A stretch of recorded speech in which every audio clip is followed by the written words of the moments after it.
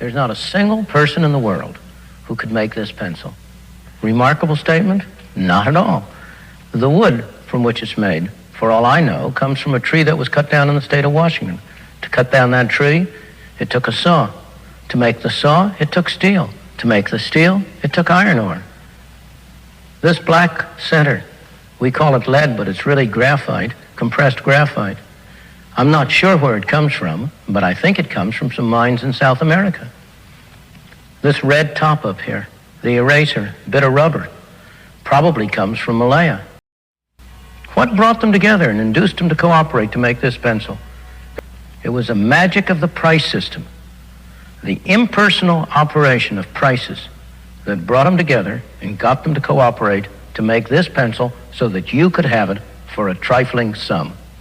That is why the operation of the free market is so essential, not only to promote productive efficiency, but even more, to foster harmony and peace among the peoples of the world.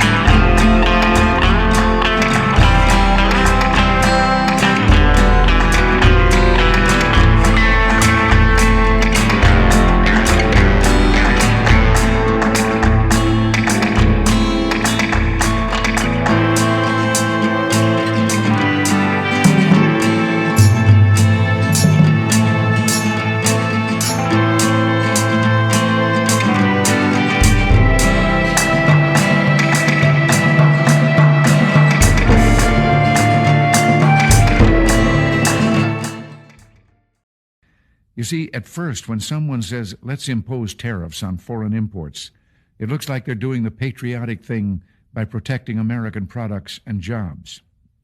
And sometimes for a short while it works, but only for a short time.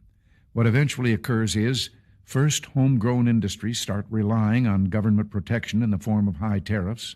They stop competing and stop making the innovative management and technological changes they need to succeed in world markets.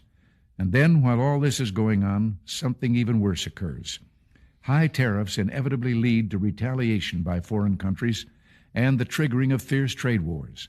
The result is more and more tariffs, higher and higher trade barriers, and less competition. So soon, because of the prices made artificially high by tariffs that subsidize inefficiency and poor management, people stop buying. Then the worst happens.